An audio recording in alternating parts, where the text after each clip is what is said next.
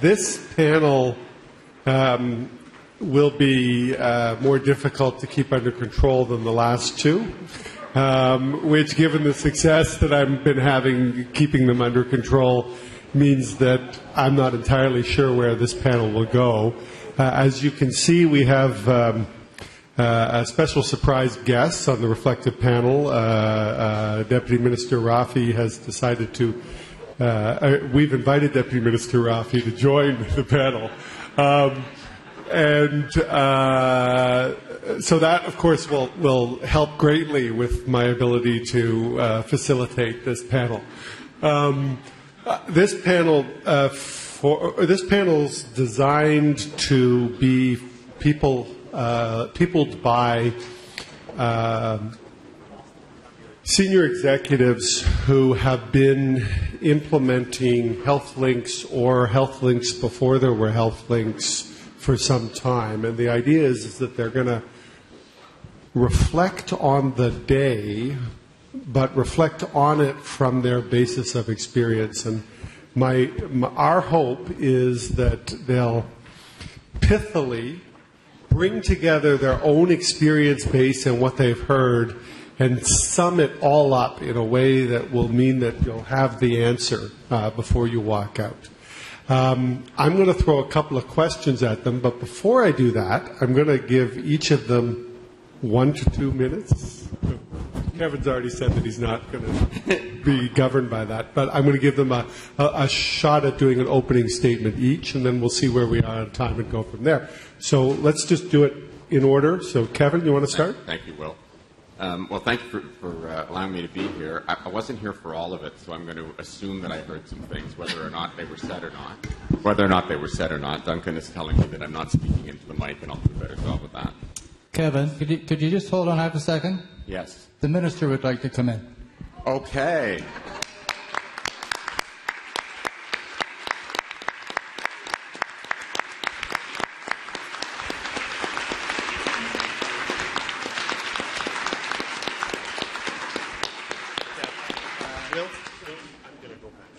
Yeah. No pressure.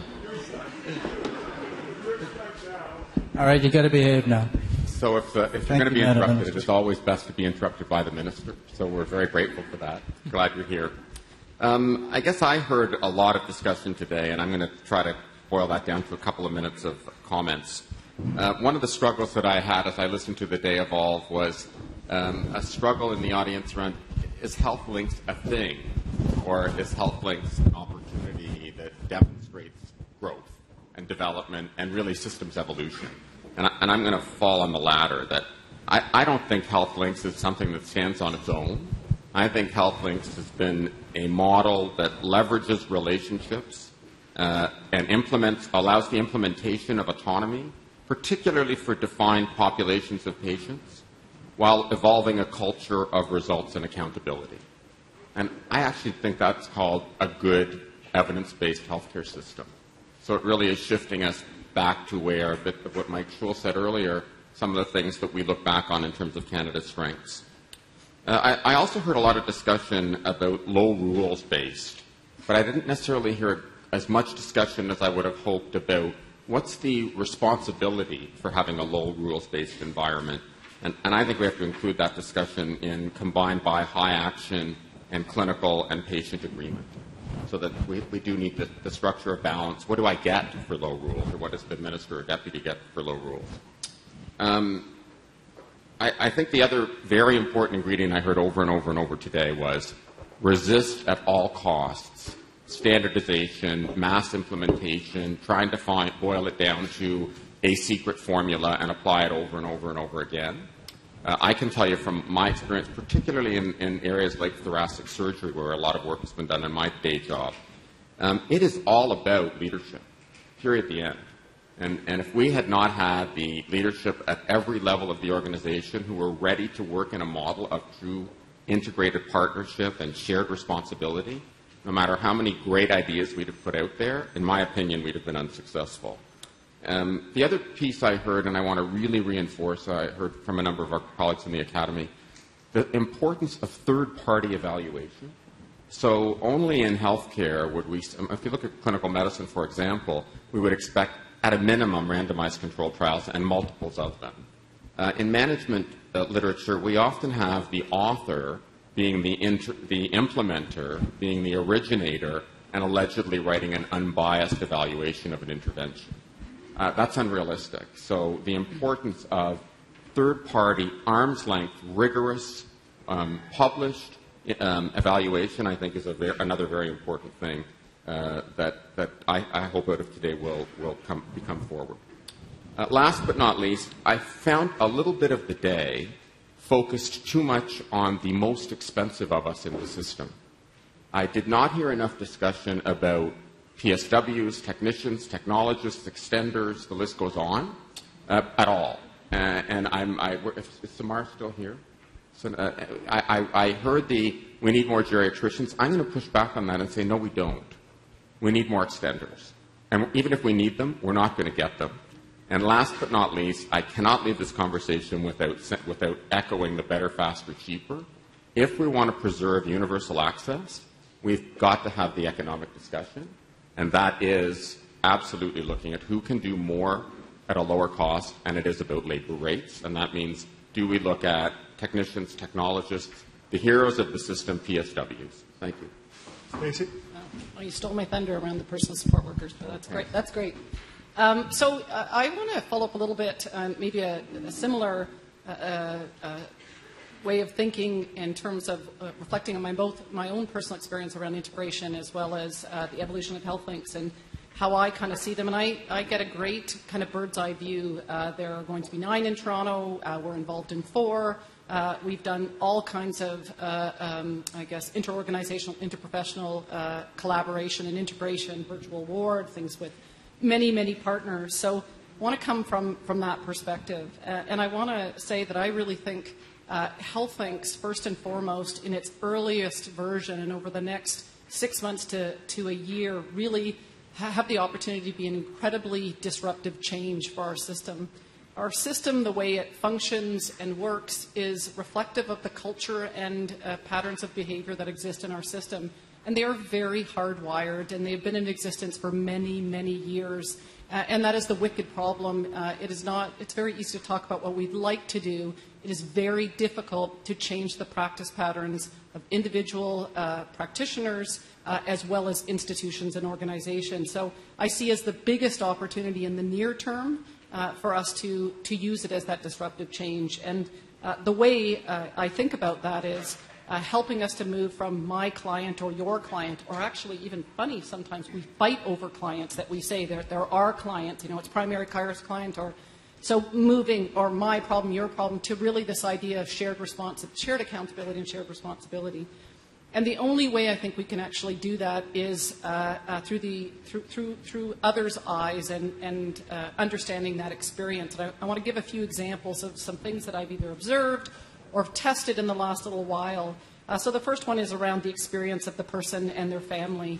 And I think there was such incredible insight to be gained. I know Kathy Fuchs talked a lot. I didn't see the session, but several people texted me to tell me what she put up earlier today because they thought it was so inspirational.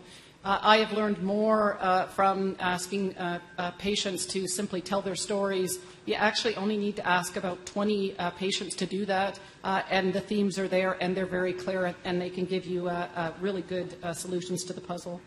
The one that maybe surprised me the most in the last number of months has been the experience of primary care. I had no insight in how incredibly insightful it was to listen to primary care providers. Thank you to Pauline Perezer, who might not be here. We had an engagement the other week where I got to speak to 2 physicians who have patient groups of about 4,000 each. They are 2 Spanish-speaking women. They get Ontarians from all over Ontario coming to them because they speak Spanish and listening to their experience of how they run their practices and what's most important to them and what they see from their perspective is wildly helpful, I think. And the last one is the experience of one another, the sectors and the roles. I don't think either of them are here today. I don't think they would be upset if I told you the story. But in the last 6 months, I've asked 2 of my closest colleagues if they would be willing to go out on a community home visit. So a short while ago, Bob Bell went out on a community visit in our community. He was very quick to call me. He couldn't, I think it was quite eye-opening for him. He met with an individual who, of course, was chain smoking during the entire visit, which he was, said he was hovered in the corner as this was going on, but saw the interaction, saw a care coordinator, a community nurse, but actually saw people where they live and breathe and live their lives. And Barry McClellan was also most generous of his time and went out and wrote me a note to tell me that it was, he learns a lot every day, but in that particular day he learned a lot. And it's that ability to understand the perspective, the system through others' eyes. We have so many myths and misunderstandings of what we do. I think HealthThinks has an incredible opportunity to help us create a shared sense of purpose together, a shared understanding of what we're trying to accomplish as it relates to getting back to the basic caring and compassion and human dignity and caring for our patients. So first and foremost, I think that is order one for the HealthLinks, and that's what will set us up for the true transformation that actually needs to come moving forward. Thank you very much. Huge opportunity to be on this panel and part of the group today. First of all, I wasn't here for the whole day, so if somebody's already said this, hopefully it's a reflection, and if not, hopefully it's still relevant. I heard a lot this afternoon about low rules. I'm a big fan of low rules, not as much as my 7-year-old, who does that with no rules, especially around iPad time. But, I'm a big fan of it. At the same time, I think there are some areas where we need at least medium rules, if not high rules. And so the areas I think we need that is around IT. I can take my bank card and I can walk right here and get money out of the bank, and I can fly to China. And even though none of the keys are in English and nothing on the screen is in English, I can put my card in, figure out the keys, and take money out of the bank. But I've got 2 clinics, my clinic right here and an orthopedic clinic right next door, and the 2 of them can't talk to each other, even though they're in the same building. So when it comes to IT, we've got to start to create some harmonization. We see amazing innovation. We have Thatcher Batcher showing a whole bunch of slides of really cool stuff, John Semple showing cool slides of amazing stuff, and Ed Brown. Are any of them going to be able to talk to each other? Like, what happens if the patient has one of Ed's toys, one of John's toys, and one of Thatcher's toys? Are they going to be able to talk to each other and actually share the data? And is any of that data going to be linked into either the hospital or the primary care or the emergency room that they visit? And that's the one concern that I have. The second is around data collection. We have to be able, as we move forward, to talk about and define things in the same way. We have to capture basic data in the same way. So when I talk about cardiac disease, it has to be somewhat similar to what somebody else means when they say my patient has cardiac disease. We have to collect the data in the same way and a standardized way, and people like Mike Schul are experts in this because otherwise we won't really be able to share, communicate, and evaluate, which is the second or the third point. We need some rules that not only do you collect data, but you use it and you study it. And you can't just go off and do awesome things without knowing if there's outcomes. So the other area we have to have some rules around is around outcomes. And finally, one area where we have to have some rules is if we know something works, and we know something doesn't work, that's what we do or we don't do. And we talked about Kaiser earlier. They're amazing. They innovate, they pilot, they demonstrate, they run things for 6 months, they run it for a year. But when they've got the data and they've got the outcomes, that's what they do. It's not like, well, the 40% of you who feel like following the evidence, that would be awesome. Please, we're going to buy some lunches and hopefully cajole another 30% of you along.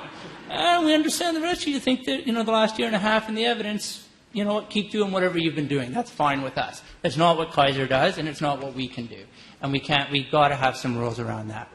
Second key thing beyond medium rules is the enemy of the good. Let the light shine. I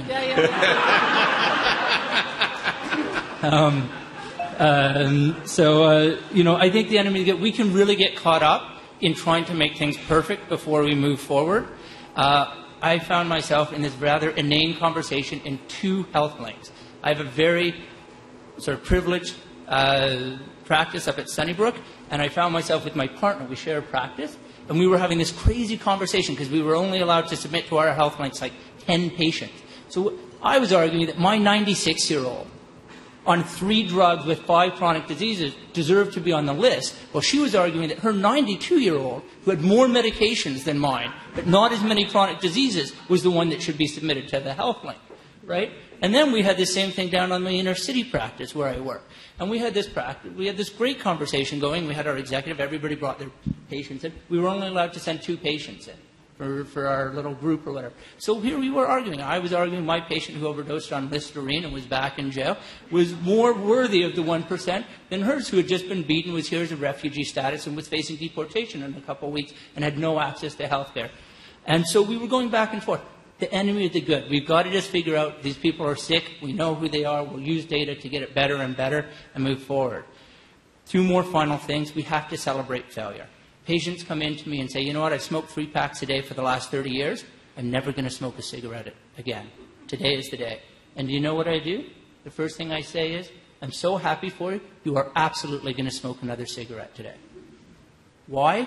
Because statistically, there's going to be failure. Statistically, you will have a relapse. And you know what? That is okay. Because if you go 24 hours, clearly not. Oh, I thought the lights were coming down. Bad point. I'll see if I can get them up on the final one. So much for transparency. We don't allow failure.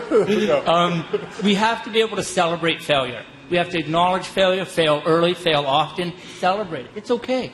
Some of our ideas aren't going to work. There's so much optimism in the room today. We can do no wrong. Things aren't going to be perfect. And that's okay, too. And we have to celebrate the fact we tried, celebrate the failures, share the failures. Don't just talk about the good stuff. Come back to a conference like this and say, you know what, we gave it our best efforts, and it didn't work quite the way we thought it would. And that's okay, because you know what, you're still going to stop smoking. There'll just be one more stop along the hurdle. We're going to get back on it, and we're going to keep going. And my final point is just a story. I had a 96-year-old patient in my office today. And it was right at 1 o'clock, and I was getting anxious about coming down here. And so we chatted for a while. I was getting nervous. And I sort of said, I apologize. And normally we have a little bit more time. I have to sort of wrap things up. She said, why? So I told her what I was doing and sort of where I was coming. And said, I'm going to sit next to the deputy. It's awesome. I got to go. And I haven't had a chance to do that in a couple years. And she said, wow, she seemed really interested. And we talked a little bit about that. I said, it's actually about you. And then her daughter, who was with her, because she's 96 and has a series of ailments and a lot of issues, probably in the 1%, sort of said, boy, I wish we could come. And I walked into this room, and I looked around, and I thought, why didn't we save 40 spots for the 1%?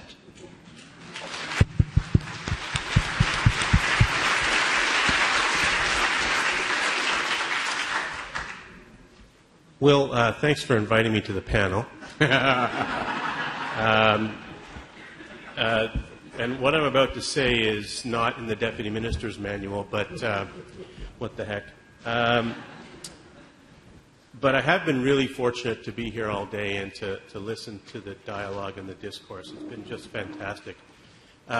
Some of the things, and the first one is a bit tongue-in-cheek, but I think we were going too fast at some point during the day, then we were going too slow. So I think we have it just right. That's one takeaway for me. I'm also heartened by all the experience, the advice, the counsel that's come around and been created around this initiative because of the energy that all of you have brought to it and the continued sort of drive that you're bringing, I think is really what will make this succeed. So I think that's mostly on the individuals who are participating in Health Links. And I do want to just ask, if by a show of hands, who's actually in a Health Link in the audience? Okay, so I want to give you full credit for the following things. In the last 5 months, not 5 years, not 50 months, 5 months, you have done everything that we could have hoped for, getting together as teams, one. Some of you have never done that before. Many of you were already doing that. finding your patients. Some will win, some will lose. The right things will be done. 3, starting to create coordinated care plans for those patients. At the end of the day, if that's what this session and the sessions we'll have in June, we'll have in the fall are not about, then we shouldn't be doing this, but that's exactly what they're about, so congratulations to your voluntary efforts. I would also say that I'm also heartened by the conversations that have taken place because we've examined this issue as if we were 2 to 3 years into it. That's fantastic because you actually have that level of expectation about what should come from the results of this effort. But please, make no mistake about it, we will undertake, and you should expect well-researched, thoughtful metrics. There will be patient satisfaction. There will be measurement. You should expect rapid cycle evaluation. We will learn from CMMI in the U.S. and have learned from CMMI in the U.S. But mostly we'll learn from the volunteers in this room. And then last, I'd say, let's just be a little less Canadian and more bullish about what we have, what we are doing, what we have done, and let's use our data and evidence to prove we can take back eminence and leadership in health, wellness, and care globally. Thank you.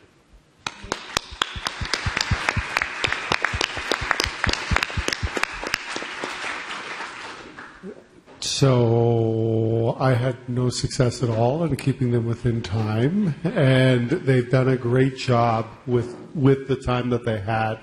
I was left about a 30 you guys did, no, it was really all kidding aside, just a great job in terms of summarizing the day and laying out some of what's gone. We do have the minister with us. I'm going to thank you guys very much for the great reflective panel. Much appreciated.